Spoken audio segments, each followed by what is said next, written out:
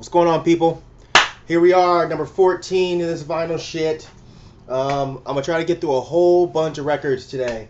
So let's get started. First record I'm gonna show today, this is Misfits Earth Ad. This is actually my favorite Misfits album. I like the more fast, aggressive, raw Misfits over the more like evil Elvis Misfits. The more traditional speed punk sound of this album, more than the slower, almost rockabilly punk-ish sound of their later albums. This just has some of my favorite songs: Devil Lock, Green Hell, Death Comes Ripping. Not really much more to say about this. Next record I'm going to show you, this is Misfits Evilive. This is the first Evilive. I don't know, the sound, of course, is not great, but the funny thing is, it's not much worse than their studio albums. But yeah, it's got, a great lineup of songs: 20 Eyes, Astro Zombies, London Dungeon. It also has We Are 138 with Henry Rollins doing guest vocals. So yeah, cool album. Evilive. Pick it up if you ain't got it. Next record I'm going to show, this is Misfits Legacy of Brutality. It's got another great lineup of songs. Angel Fuck, Where Eagles Dare. She walks the streets at night. She goes where eagles dare.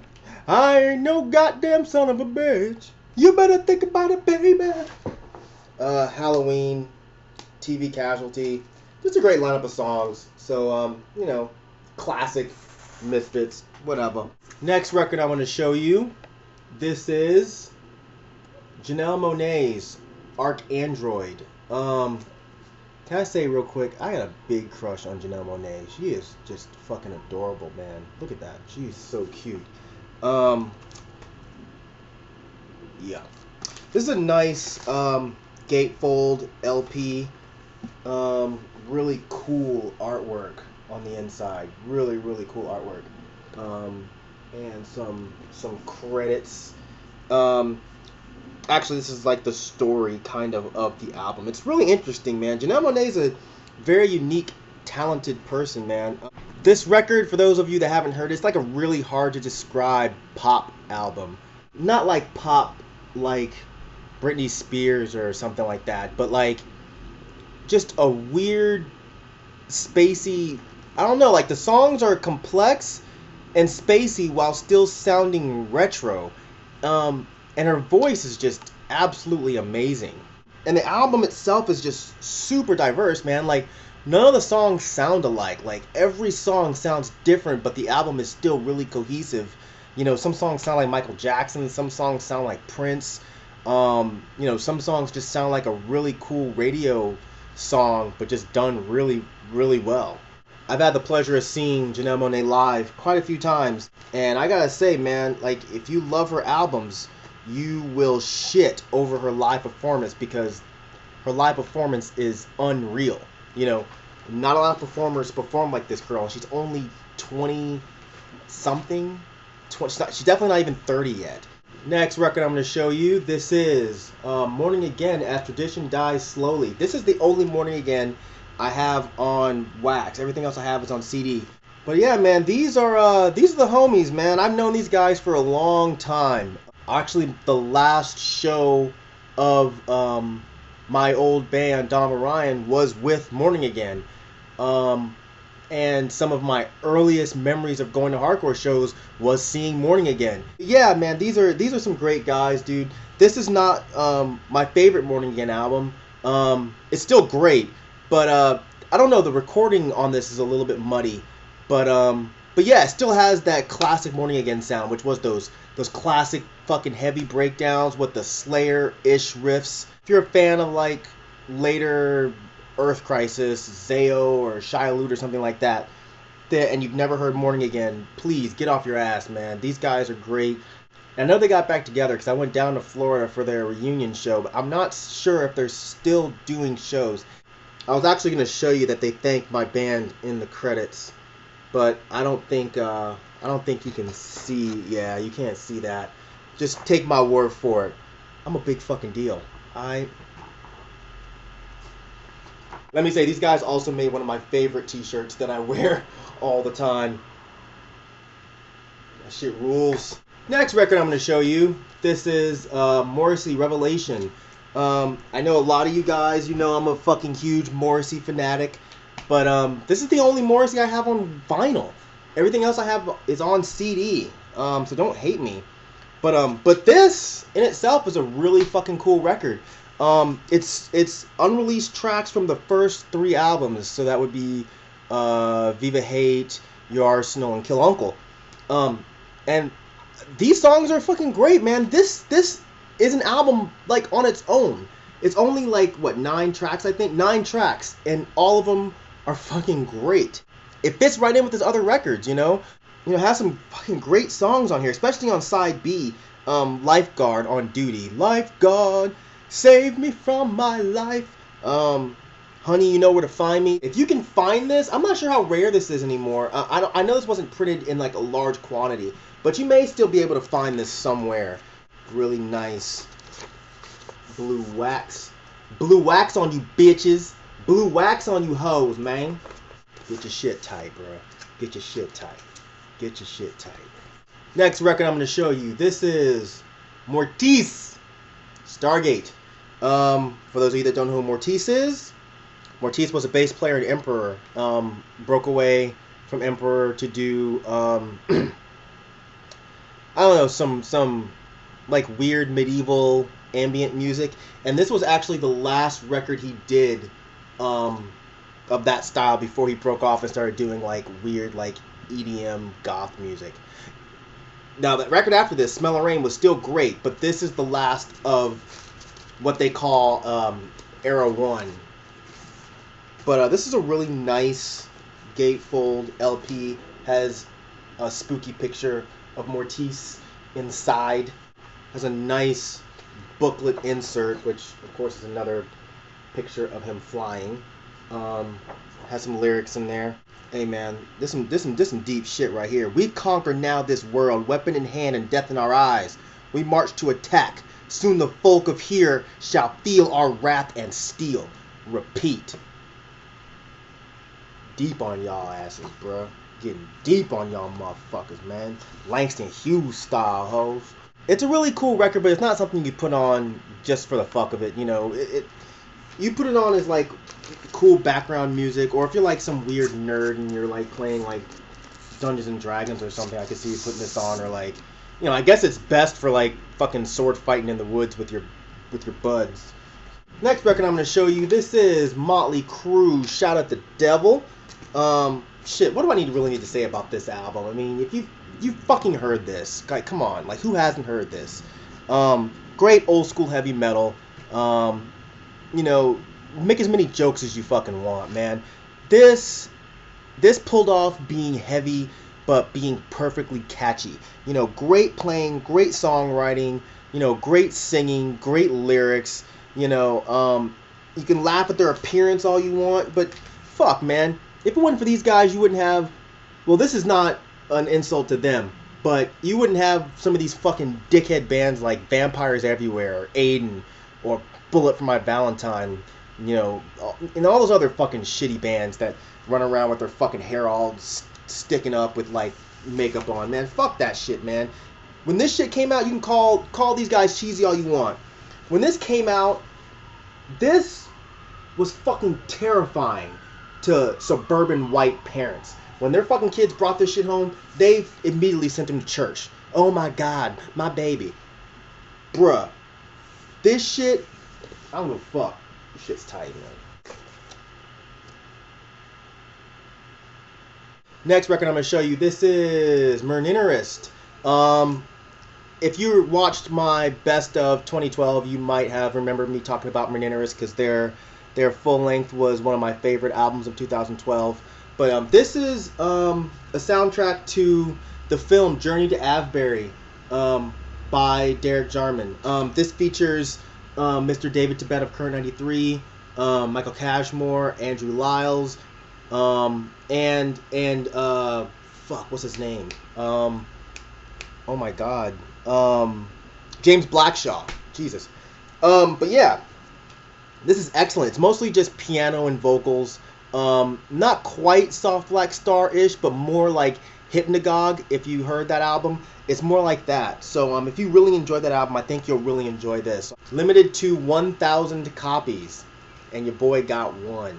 Next record I'm going to show you, this is Nachtmystium's Worldfall. This is a fucking fantastic record. Really good atmospheric black metal. Not super raw, but I love the sound they have. That really kind of like airy black metal sound. It's really, really good. I mainly got this for the cover of Rose Clouds of Holocaust by Death in June. I hadn't even heard the record before I bought it. I was just like, a fucking black metal Death in June cover? Sold. This is limited to 1,000 copies. Really cool insert. Fucking gorgeous vinyl. Look at this. Oops. Look at this. Fucking awesome. Awesome.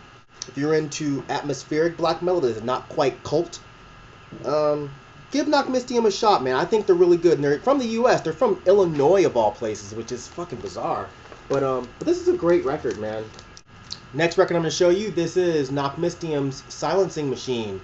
Fucking awesome record. It might be my favorite album by these guys. Anyway, let me show you the vinyl first. Nice, awesome cover. Really cool gatefold.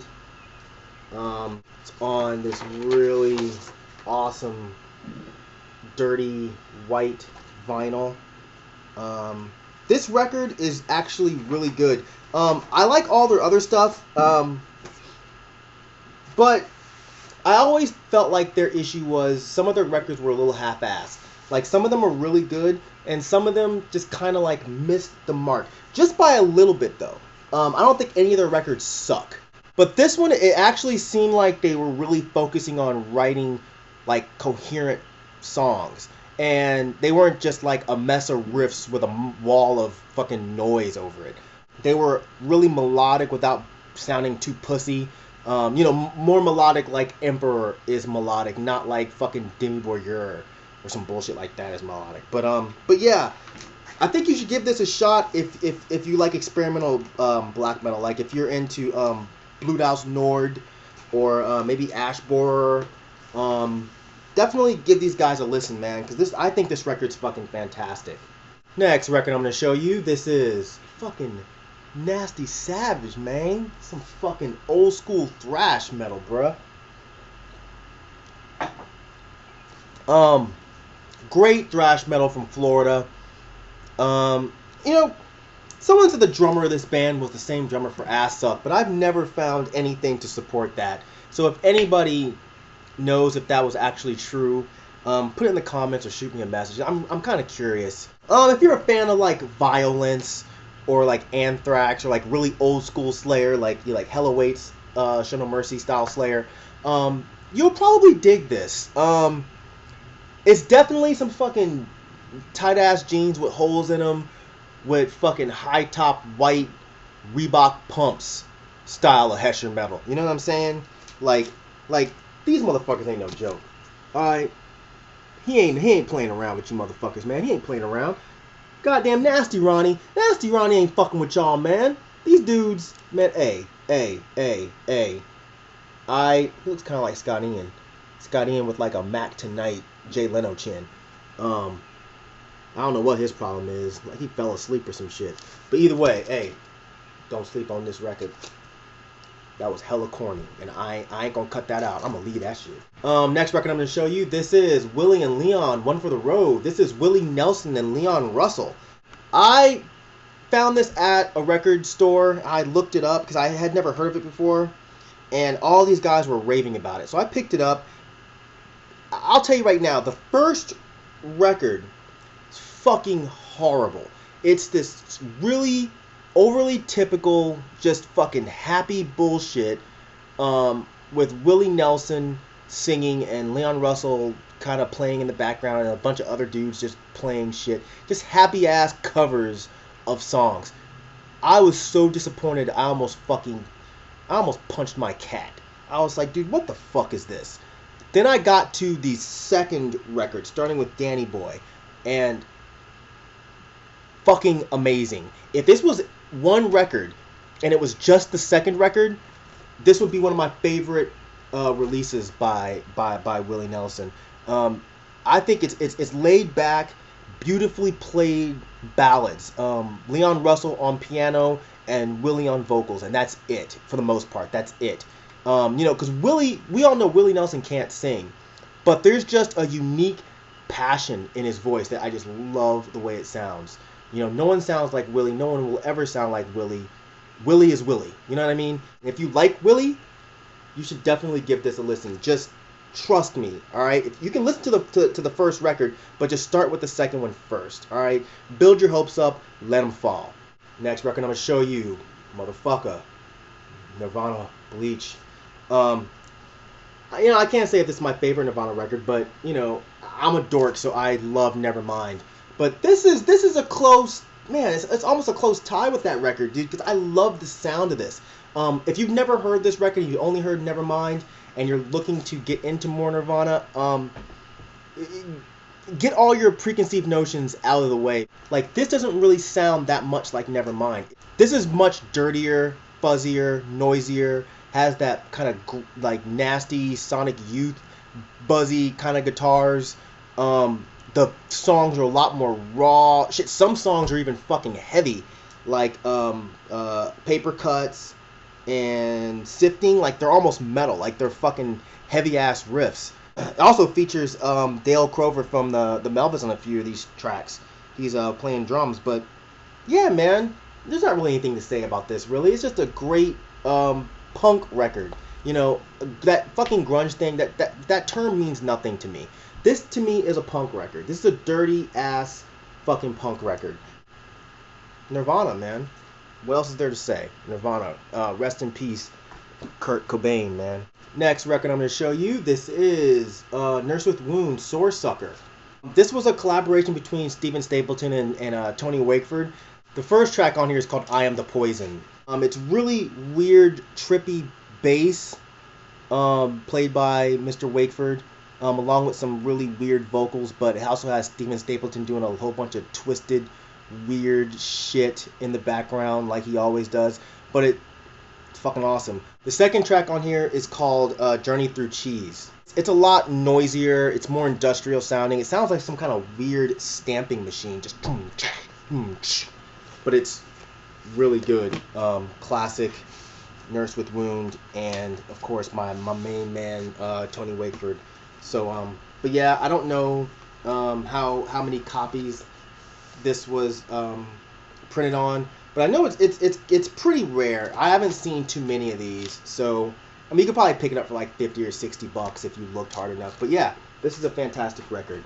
And the last record I'm going to show you in this edition of the vinyl shit, this is Nurse with Wounds, Thunder Perfect Mind. Of course, this is the companion piece to Current 93's Thunder Perfect Mind. Super rad cover. Gatefold. Let me show you that. Tight. This is like the epitome of true industrial music. It's noisy, messy, disjointed sounds. Sounds like weird, twisted, banging on shit. Sometimes sounds like some weird power tools running. I think I read somewhere that there's like a washing machine or something running in the background. But this is just fucking a rad record. The first song being called Cold. I like Colder Still better, which is the second track on here, because the whispering part that's in that track is like creepy as shit, man. But yeah, this is Nurse with Wounds, Thunder Perfect Mind. If you can find a copy of this on wax, definitely grab it, because I'm pretty sure this is not an easy find. And that's it for this edition of the vinyl shit. As always, thanks for sticking with me. Thanks for watching. Thank you for living. Thank you for loving. Thank you for being you. And I will see you next time. Aight? Peace, bitches.